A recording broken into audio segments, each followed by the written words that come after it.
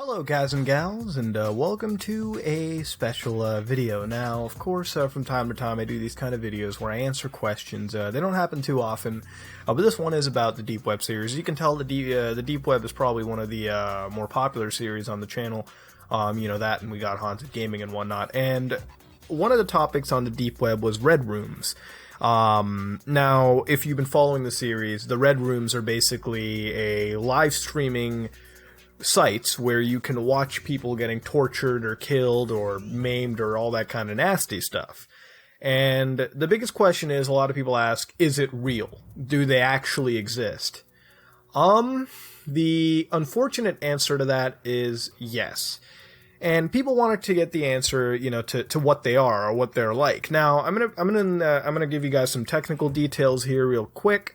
I'm also gonna tell you a little bit more about these Red Rooms. Now, ever since the beginning of the series, we have come across two Red Rooms.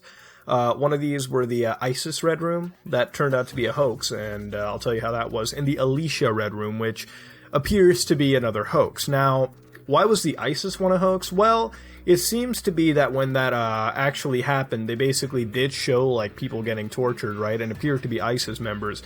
But it was actually a video that was downloaded off LiveLeak, and it was recorded somewhere in the past decade and whatnot, and they uploaded that and claimed it to be like a live stream torture, when it really wasn't. So obviously that was faked, and the Alicia never really went anywhere. One of the subscribers actually, I'm forgetting the name off the top of my head, told me to inspect Element, and tried doing it on this site, and I never really led to any plausible answers to it. So the two Red Rooms that we came across it turned out to be shit, right? And was it expected? Absolutely. There's a reason for that. Red Rooms run off the premise of live streaming. If we take that as the definition of Red Rooms, then it's kind of almost impossible. Now, I have to describe you how Tor worked, the onion routing. The way that it works is, of course, it uses multiple... You have to look at it like an onion, right? An onion has multiple skins, multiple nodes in this aspect. So when you're transferring files, you're gonna face a lot of latency or lag or ping. No, not ping, really. Well, ping, but you're gonna face a lot of lag, and it's not gonna be pretty. It's gonna be very slow. That's why, if you've noticed, when I download like little like video files that are like 4.5 megabytes, the downloads are actually really slow. So could you imagine live streaming something? The only way you could get away with it is if the stream is so low quality, like 240p or heavily compressed 360p, and even then, is it worth watching if the quality is so low that you can count the pixels? So what I'm really trying to say over here is, technically, you wouldn't really be using the onion router to stream your killings or whatnot. You wouldn't be using it for Red Room purposes. But let me tell you how they do exist. Now, I'm going to make this abundantly clear. You will not find things on the Deep Web if you are not actively looking for them. That's why on the websites, you don't see a whole lot of me finding pedophile websites, because I don't go on the Deep Web and search for that shit. I'm searching for interesting stuff like aliens, ghosts, government secrets, and whatnot. If somebody finds a whole lot of those websites, they're actually actively searching for it. That means they're looking around multiple different relays, they're looking around multiple different repositories, they're even asking individuals on the web themselves for addresses linking to illicit pornography or materials.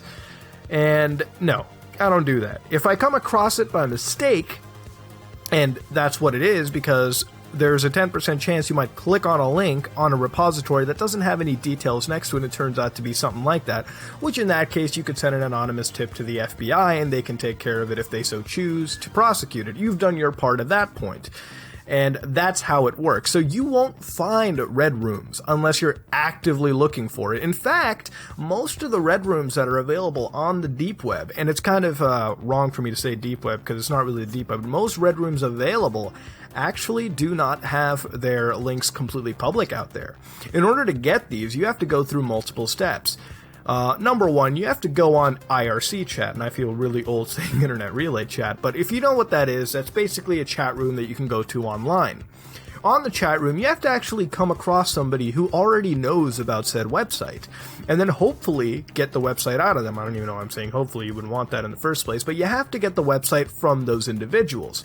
Once those individuals give you an onion link, or maybe an I2P, maybe whatever kind of link, you go to that link, and usually you'll have to make an account, but it's not easy to make an account. You have to get invited to make an account by a moderator or somebody on the site. So you actually do get some form of a background check, because remember, if you're a Fed and it's so easy to make an account, these people will get shut down easily. So they, have a fucking background checking system on you. So, you have to go through that process. And you also have to pay a ridiculous amount of cash as well. It can range from, I think, $100 to even $1,000, depending on how luxurious the Red Room may be. And one thing you also have to know is you have to download, oftentimes, what appears to be a custom browser. And I've never downloaded one myself, but I've heard of this from so don't take this as me actually, going through the process. No. Some of these sites, you actually have to download a custom browser, and as I've told you, you never should download anything available on the deep web. It's fucking wrong, okay? If you think getting tracked is scary enough, downloading a bit of their software that may have code inside there that can track your location services, yeah, okay, that's fucking dangerous. In fact, you're lucky the browser you use will actually ask you if you want to give away location data. By default, Tor will not let you do that, so you're lucky on that front. And even then, them finding your location data on the Tor relay makes no sense, because it could be fucking randomized at any moment, right? It could be Germany one website and then Netherlands the other, so at that point, you're sort of safe. But again, you don't want to download that kind of stuff. You don't even want to go near those sites. So that's typically the whole Red Room scenario. I get this question asked a lot. People always ask me, Mudahar, are you going to come across a Red Room in one of your videos? And there is a little truth to that.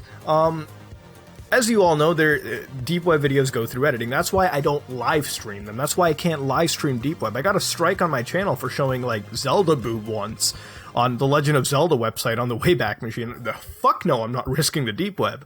I have to edit these videos together, so they're not only shorter, you cut out all the fat, and they're a little more interesting to go through at that point. But there can be, at times, 30 minutes to even an hour of footage that just gets scrapped out entirely. Because, A, it's not interesting, B, it may not fit the theme, or C, maybe it's just that fucking gross and decrepit that I really don't want to show it to you all. I don't want to show you guys Red Rooms and that kind of stuff. That'll make you just fucking really, feel bad about all this stuff too. I like to have fun with the series. I like to entertain it. I like to teach you guys stuff. I'm not here to show you guys, morbid, awful, disgusting things. I know other people may, want to do that, I guess, for whatever fucking reason. I have no idea, but I'm not here to show you guys just the morbid side of it to show you the morbid. Sometimes I do. But other than that, I may use it as an example to showcase other websites of that nature, but nothing else beyond that. And there are times when I do come across Red Rooms, but I will never show those Red Rooms typically. Sometimes I will, depending on, how they look like, how legit they are. Some of them are usually, I guess, fake for the most part. And that's really about it on that front. The Red Room situation that people ask me to always find or ask me what it's like, that's just the truth of the situation. The Red Rooms are not as real as some people may think, and, well, that's a lie. They are real, but they don't necessarily always have to exist on the deep web. There are just sites that may not be in the global, search engines and spiders just are not allowed looking at those websites, so they could be on the clear web at all. You could find it even using your Chrome browser if you really wanted to, and you may come across it if you're invited to one, right? And again, to get those invites, you have to seek it out, so you have to actually put a lot of effort in to find a legitimate Red Room website so you can see somebody getting tortured. And I'm not here to judge, but that's pretty fucking sick. And, I'm not the kind of guy to look at somebody get tortured. Oh my god, I am not. And I would not go through with that. I'm really sorry. I'm not trying to be Mr. Moral Man here. But, that's just my, personal belief on it. So, that's just the whole truth of it. You have to look out and get it. It's not easy to find by all stretch of the imagination. A lot of this deep web stuff is not easy, alright? It's not like there's a fucking really awesome search engine, like there are awesome search engines, but it's not like Google where I can type in shit and get millions of results and find stuff that way. It's not that easy. And Red Rooms are just technically not really possible on Tor, you know, they're technically possible, of course they are, but they're not possible to the point that they'd be worth watching if you were into that kind of stuff, God forbid. Typically what they are servers that are hosted in countries where the US or any country that is against this stuff can't typically prosecute, and at that point, you know, they're almost untraceable at that point too, because, you know, not a lot of people know about them. And they do charge a fair amount of money, because obviously they need to make money somehow to keep kidnapping people and torturing them, you know. It's a sick thing. It's a very, very sick thing, but it's real. It's just not as easy to access as some may think, and that is, again, a reason why I don't show a lot of these Red Room sites. I don't even give the links to these websites in the videos, because it's just not something that I typically do. So for those people wondering if Red Rooms were real, they are.